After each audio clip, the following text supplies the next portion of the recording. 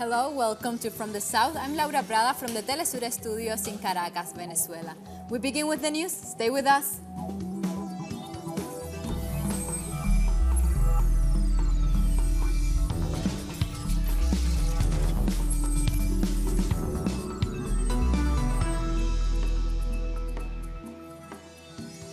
In a press conference, Turkish President Recep Tayyip Erdogan has reinforced his commitment to work closer with Venezuela.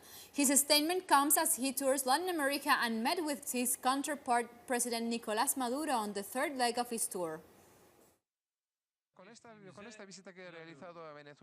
With this visit to Venezuela, we have moved to another stage, another phase in our relations and business. The last year we had 154 million of commercial volume. This year, for the first 9 months, we have reached $1 billion, and that's important because our economies are not competing among themselves. Our economies are competing themselves.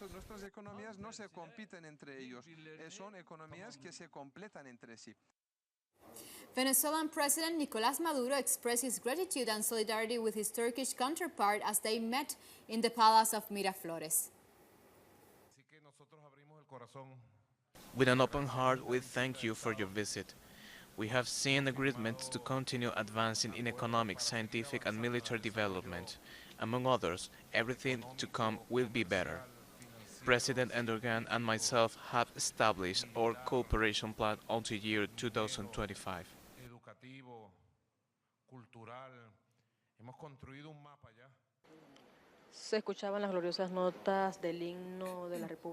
Earlier, President Erdogan paid tribute to the heroes of Venezuela's independence at the National Pantheon, where they are buried. The two countries are keen to strengthen cooperation on social, economical, and cultural areas. Turkey will acknowledge with Venezuela to help on its economic recovery program.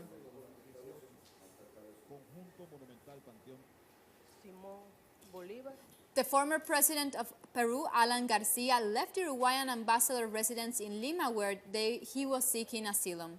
This comes after the Uruguayan president, Tabaré Vázquez, denied his request for the former Peruvian president.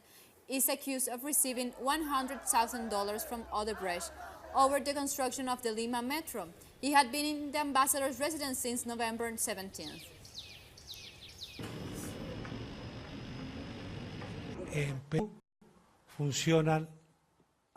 The three powers of the state work freely in Peru, and it is the judiciary that is conducting the investigations of possible economic crimes of the former president of Peru.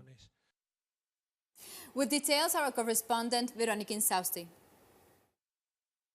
Former leader Alan Garcia was forced to leave the ambassador's residence this morning after learning of the Uruguayan president's decision not to grant him political asylum.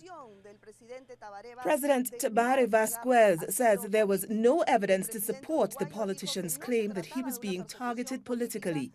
After Garcia's asylum request was turned down, the former president went back home to an exclusive area in Lima, and the international press is waiting there outside his residence hoping to speak with him. But up until this moment, only his personal secretary has read out loud a short letter in which he denies any illicit association with Odebrecht. He also says from now on he's willing to cooperate with investigators. On the other hand, President Martin Vizcarra says no one in the country is exempt from judicial investigation. Politicians have had mixed reactions to this decision. Most, however, have reportedly accepted it. The Vice President of Ecuador, María Alejandra Vicuña, was temporarily relieved of her duties. The decision comes after the scandal that involved her in an alleged network of illicit payments for her party. According to Vicuña and President Lenin Moreno, she's been suspended from her duties to allow her to focus on her defense. The suspension will last until December 31st. I have decided to release Vice President María Alejandra Vicuña from duty, so there is no interference of any kind in her right to legitimate defense. Since her role was critical, I'm releasing her. I'm appointing General José Augusto Briones to take over. In relation to her termination, Vicuña posted this on Twitter. This morning, I applied for a license from President Lenin to exercise my legitimate right to defense and to not affect the management of government, specifically given the functions I had.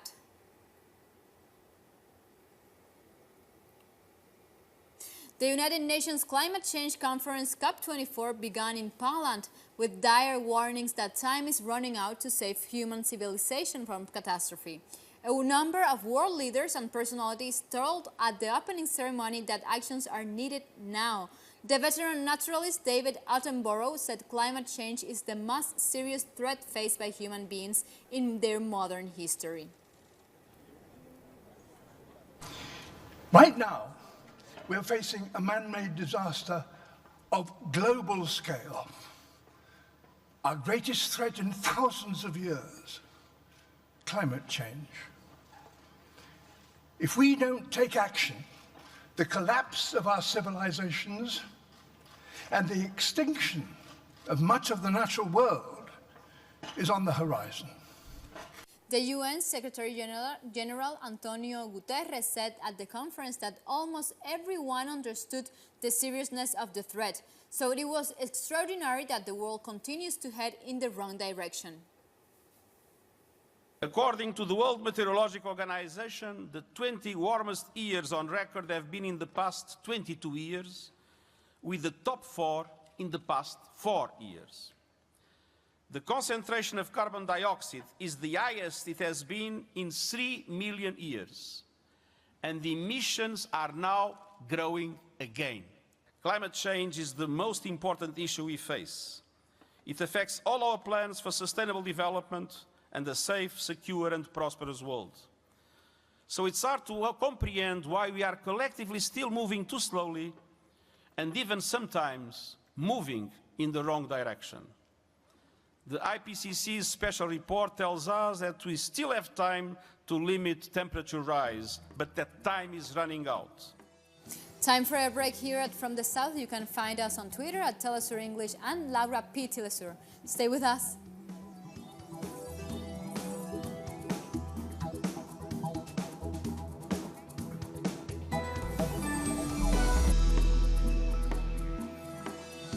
And we are back.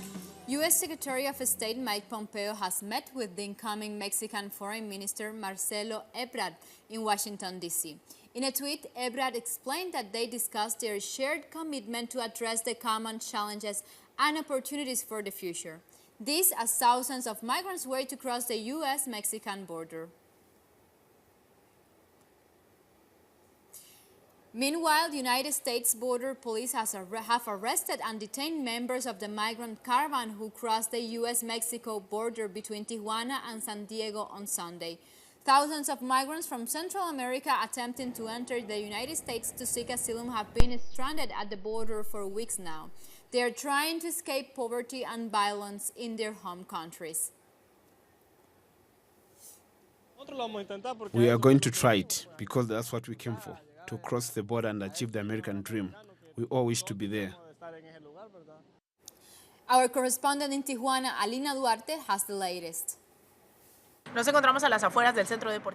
We are standing outside the Benito Juarez shelter, which has been closed. However, there are hundreds of migrants who have decided to stay at this location. There are several reasons for that decision. Some of them are making requests to work here in Mexico. Others are seeking asylum in the United States.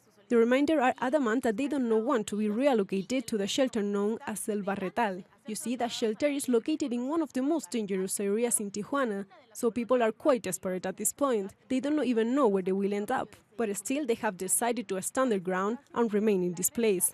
15 migrants have embarked on a hunger strike, which is now in its 5th day. Meanwhile, the federal government has promised to provide some aid to those who have chosen to stay. Mexico's new president, Andrés Manuel Lopez Obrador, has set up a truth commission to investigate the case of the 43 students who disappeared from Ayotzinapa. Lopez Obrador signed the presidential decree in the presence of the students' relatives. Deputy Secretary of Human Rights Alejandro Encinas will head the commission.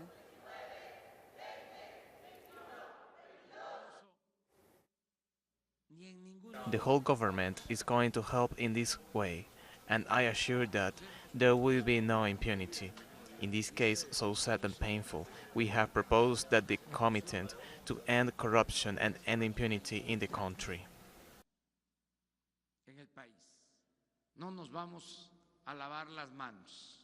We are not going to wash our hands. It's not like we say, okay, we signed the decree, and there goes the process to other powers.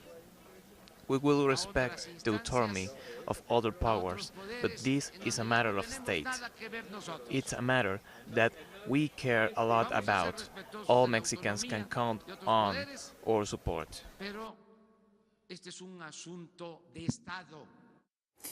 Following the G20 summit in Argentina, trade unions, social movements, and human rights campaigners are renewing their protest against the impact of the severe economic crisis. Let's find more on this story. The summit has ended. The leaders of the 20 most powerful countries have left. But for the people of Argentina, everyday life is just the same, marked by economic crisis, cuts, and hunger. We have to resist with a policy for the people, as was done in the previous government's 12 years. We need to boost consumption and give the poor a dignified life. That is the only way to save the country, not through summits where they come to do their international deals. The G20 was held in a country in recession, with a sharp increase in extreme poverty, unemployment, inflation, and debts. Social movements want an alternative to the current neoliberal policies, which are openly subordinate to the United States and the IMF. Macri was the ideal host for them because he is the perfect representative of neoliberalism, the right and imperialism in today's world. In Argentina, we are losing jobs every day. Wages and pensions are going down. These demonstrations are part of our plan to resist throughout the country. Social movements are not letting up on their protests. At the end of the school year, teachers in the province of Buenos Aires are beginning new stoppage in response to the lack of wage rise throughout the year, and with inflation running at more than 47%. Their offer was a disgrace. They want to cut our wages by 15% compared with inflation. Never since the military dictatorship has an Argentinian government attacked public education or insulted teachers so much. After the world's leaders debated their agenda, which ignores the right of the most vulnerable and only creates more poverty, Argentina's social movements are back on the street, condemning the policies of hunger and poverty imposed by the government of Mauricio Macri. The mayor of Asunción in Cajamarca, Peru, was murdered on Sunday night. Manuel Vigo Muñoz was killed in the town square while out with his wife. He was ambushed by two persons on a motorcycle who fired at him at close range. His wife was injured during the attack. So far, there is no official word on her condition. The mayor had been receiving death threats. On International Day of People with Disabilities, Uruguayans have demonstrated for equal rights and job opportunities. Thousands of Uruguayans in Montevideo marched from the University of the Republic to the Square's Master to demand the government implements a law that guarantees inclusion and equality across the board, particularly between working conditions for the disabled. They marched under the slogan, "Out of respect and dignity, we demand priority."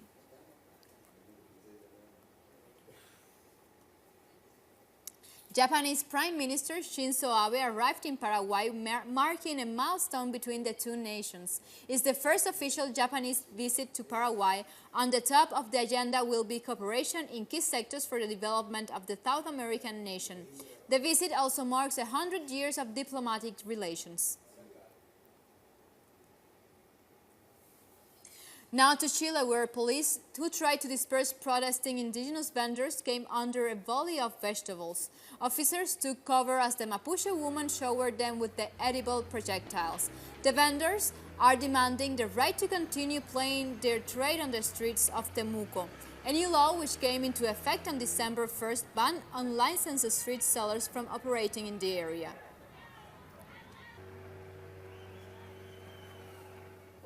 One of the former police officers involved in the murder of Mapuche, Camilo Catrillanca, in Chile, who has claimed he was forced to lie and give false testimony.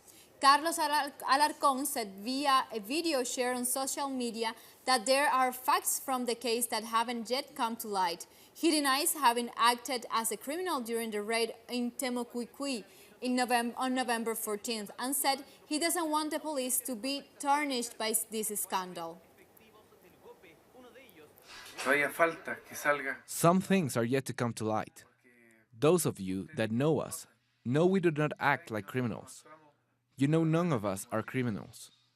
There are people who force us to lie, to give false testimony, and we have become the worst of the worst, the evil of society.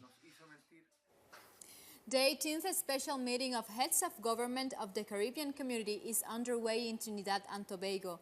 The summit will focus on issues surrounding the implementation of the CARICOM single market and economy. The CSME seeks to create a single economy space in the region by removing restrictions.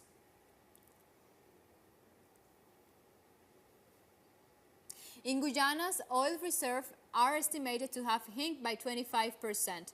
This after U.S. oil giant ExxonMobil made its 10th discovery offshore in the South American country. Department of Energy Director Dr. Mark Bionio said this latest find is expected to facilitate substantial social and economic improvements. This discovery reinforces Guyana's potential to produce more than 750,000 barrels of oil daily by 2025. Like this, we take a second break here, but stay tuned.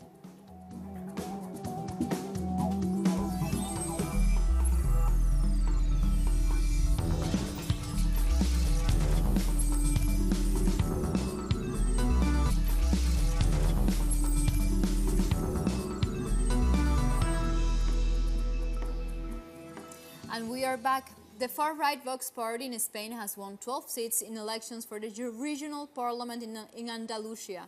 It's the first time the far-right has managed to win seats in the chamber since the country's return to democracy in the 1970s. The socialists received the most votes but failed to secure an overall majority. As nationalism sweeps through the country, left-wing parties are struggling to maintain their support.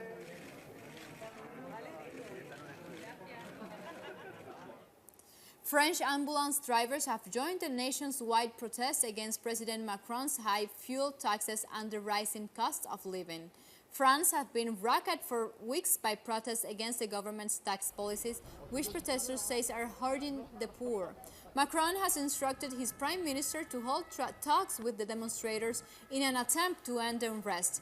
Meanwhile, the opposition is calling on the government to suspend the reforms.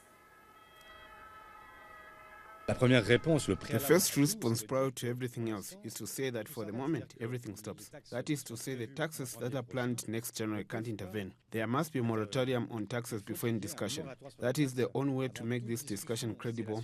After that, we discuss and discuss widely. We are not just discussing ecological taxation. That would be too simple, and it's not about a conflict between ecology and taxation, but more broadly, how do we give purchasing power back to the French? A human rights law group is calling for tribunals to crime against the Rohingya. A report based on the more than 1,000 interviews with Rohingya refugees states that there were grounds to believe that the Myanmar military committed crimes against humanity and genocide. The report also revealed that Rohingya Muslims were victims of mass shooting, aerial strikes, gang rapes, and torture. Palestinian President Mahmoud Abbas has met with Pope Francis in the Vatican. During the private meeting, the two leaders discussed the United States' decision to merge its consulate with its new embassy in Jerusalem. Abbas thanked the Pope for his support for the Palestinian people. The Vatican recognized the state of Palestine in January 2016.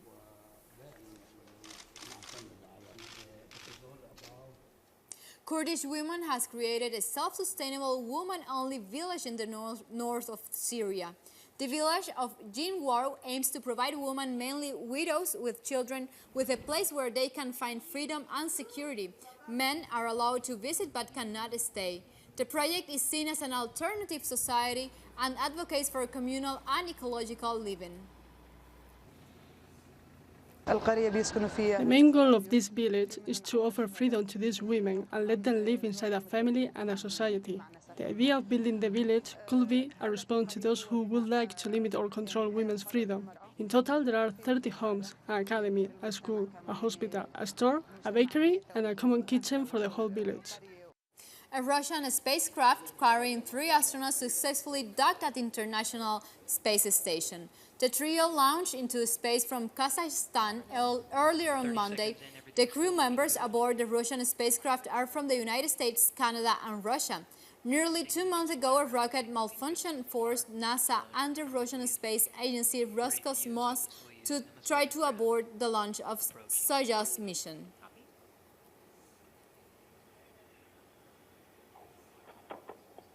A baby polar bear is the latest addition to Berlin's Tire Park Zoo, but keepers warn the baby bear only has a 50% chance of survival. The zoo released infrared video on Monday of the cub, which was born 2 days earlier, clothing to its mother Tanya's chest. That's all that will be seen of the pair for at least 6 weeks. Zoo staff will leave them in peace and quiet to mimic the conditions for baby bears born in the wild. Only their babies remain buried in the deep depth below the snow and feed only on their mother's milk for several months. There is a call for Jamaica to consider a closed season for the parrotfish. The government Senator Matthew Samuda has made the suggestion in a bid to save Caribbean reef for extinction. Parrotfish keep the amount of algae down to beneficial levels by eating them. However, the marine species is heavily overfished in the Caribbean. Caribbean coral reefs generate over $3 billion annually. Experts estimate that these reefs will disappear in 20 years if the fish population isn't restored.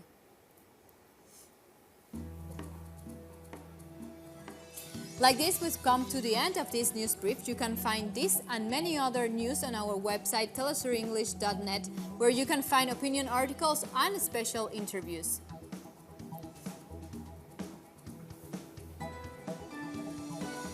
This is all. Until next time, thank you for watching.